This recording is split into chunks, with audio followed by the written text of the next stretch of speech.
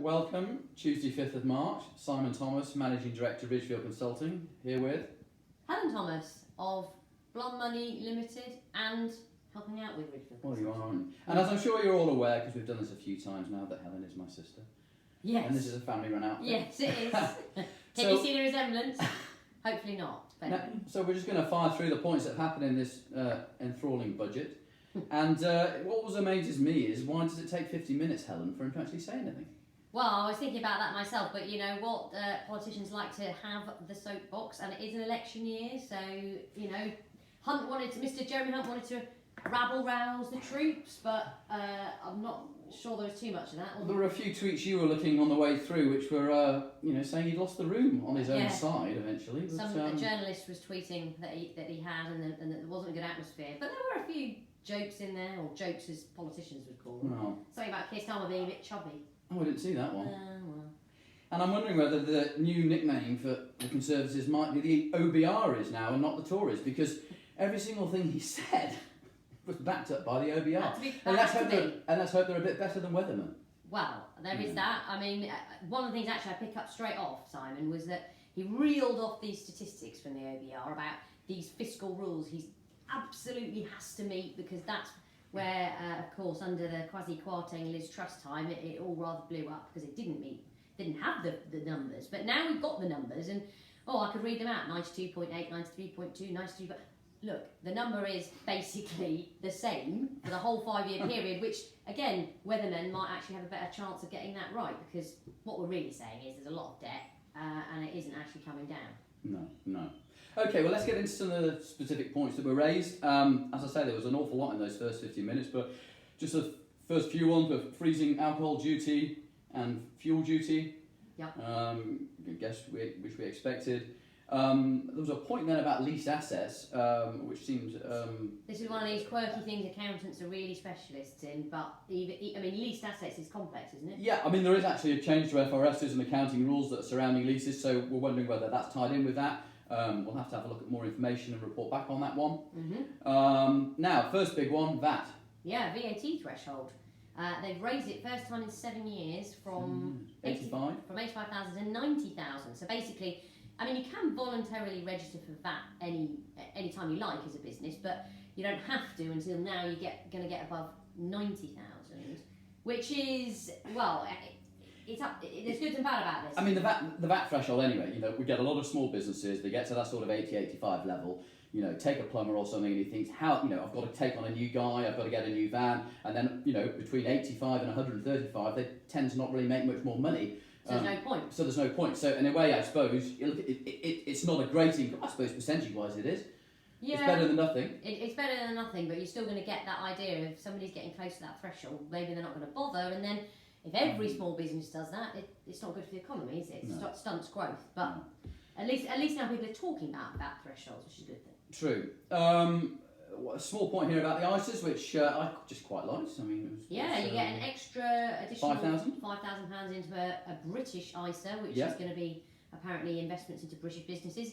Again, if you aggregate that up amongst all ISA savers, maybe you get a nice boost going into British businesses. Yeah, didn't say what size of businesses, whether it's FTSE or whatever it's going to be, or whether it's going to be startups, but all the same, an extra 5,000 going in. I thought that was a good thing. Some stuff about creative industry. Sorry, not going to dwell on that too much. That's very specific, but good for them. And the arts. Now, next big one, I suppose. We have got some big ones as they came along. Was furnished holiday lettings. And actually, there's furnished holiday lettings. There's multiple dwellings relief, and there's a change to CGT for selling properties at the higher rate only. From 28% to 24%. And we think these three things might combine together. Might be connected because, part of this getting rid of some of the holiday let relief, what it's all trying to do is get, instead of people buying up all the properties in a village in Cornwall so the locals can't get in, it's trying to actually stop that so that people can get the housing they need, because we know housing supply is really difficult. There's just never been enough house building for a multitude of reasons, potentially, yes, caused by this government. But the element about reducing the higher rate taxpayer, that initially I thought, well, that's so weird. Like, what are they doing for the... And why 4%? Why just drop it by 4%? And then, as we thought since, because there this is to do with your marginal rate of tax. Yeah. You know, it was 18% and 28%. Now they're saying 24%, but then we're begging the question, why haven't they dropped the 18% down as well? So in a way, I think some commentators are going to go at this and say it's a bit of a rich person's type thing, but if you then tie it into what we just thought about the actual, you know, furnished holiday lettings going and trying to create more houses for people to buy, that's maybe why they're it could just be the idea of just saying, look, don't bother tying this up for 60 days of the year, get it out on the market, let it, sell it. That means more housing supply, which hopefully then I suppose will, you know, ease some of the pressure where no one can get hold of any housing. So, cool, we're halfway through that, so we've turned the page, we must be halfway. Oh no, CGT was at the top of that once we've just done that. All right, yeah, I'd say, look, it was odd because we went so far and we think, oh god, this is so boring, and come on, you're a businessman, do something. And there were quite a few things that came out in the end. Now, the next big one was to do with the non-domiciled individuals. Well, that is a big change because, of course, it's the Labour Party that have been talking about that. Although I see Jeremy Hunt started off by saying that Nigel Lawson wanted to get rid of this in 1988, so he's like trying to desperately pin it on as a conservative policy. Yeah. But at the end of the day, non-dom abolished, and there'll be a transitional period. But ultimately, he said there would be a. I think after the transitional, I mean, at the minute, the rules are complicated. There's all sorts of things there, and when you become deemed non-dom, you know, there's these certain sort of amounts you can pay to you know, not declare your overseas. You can pay an amount of tax not to declare your overseas stuff. By the sounds of it, what they're going to do is to make it a bit more simple, is say that for the first 4 years, you know, you won't be taxed on that income. Yep. But after that, it sounds like you won't then have the decision about whether you do what's called the remittance basis or whatever, and then you will be taxed on your worldwide income. You'll be a UK taxpayer. Now, you know, having thought on from that, our sceptical opinion is that these people will just leave, be off ski after 4 years. Well, there you go, exactly. Stay for 4 years and then go. We'll see. I mean, people will argue that Britain is still an attractive place to live and work. Yeah. But, you know, capital is very... People are very global. Never Globile. We just coined a new word. You heard it here first. Yeah. So they're but it's a big change. It's a big change. It is. It's even though maybe it only affects a very small number of people, but the signal is a big one. Yeah, definitely. Then there's child benefit. Child benefit, which I mean, seems so. Historically, there's been this sliding scale from over £50,000 up to 60. I think difficulties have been where you might get two people on £49,000 and they've got higher income. It might have been a bit of an unlevel playing field. It's like the withdrawal of benefits once you start earning more money, and then it starts to become, you need to look at it on a household basis was the argument. But you know, Jeremy Hunt was saying they've got to get household info. That won't be till April 2026. So in the short term, he's just raising these limits to try and take more people out of the taper. Basically, fewer people should feel quite so hard done by because they're not having their benefits removed, and it should help out. It should help people, that one. Yeah, no, I think that's a good one in the end. And then the big one is which everybody, I guess, we expected, which was going to come at the end, following a change last time from 12 to 10%. He's going to be knocking another 2% off NI. Yeah, national insurance. Employee will go from 10% to 8%. Down to 8%. Self-employed will go from 8% to 6%. Down to 6%. And I think the reason he did the same thing again was they're trying to drum home the message of the path that they're on.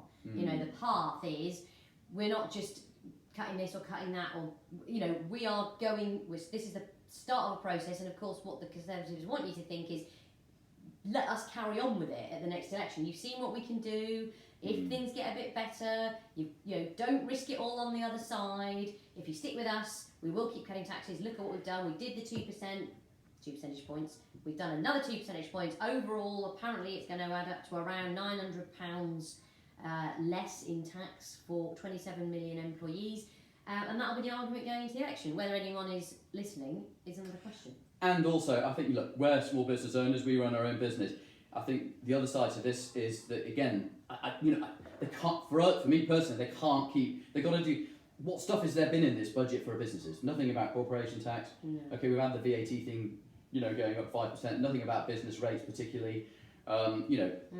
As directors of our own limited companies, we often tell you to take a small director's salary. You know, so are these national insurance cuts really going to make a difference to us? You know, actually, when you historically go back and look at the increase in dividend rates that this company has done, this company has done, this government has done. Oh, you mean the changes on dividends? Change on dividend rates, saying that they're a low tax party. I think for the people that are running their own limited companies, there's not much to take here.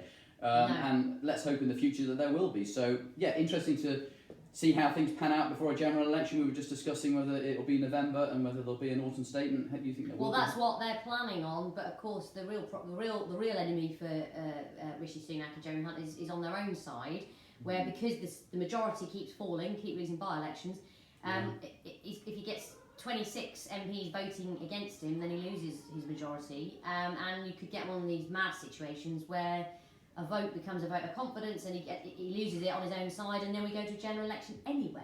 So just throwing that in, that this isn't completely within the power of Rishi Sunak, even though that is one path to an election. So I would say, yes, it still looks like probably November election, but if this doesn't do enough for him in the polls, and frankly I don't think there'll be quite enough in there to improve matters, he will still face that problem with his own party, and we could basically collapse into an earlier election. So well, on that rosy note, on that cheery note, that's goodbye from us. So please get in touch in the usual channels, and thank you very much for your time. Thanks, thank Helen. you.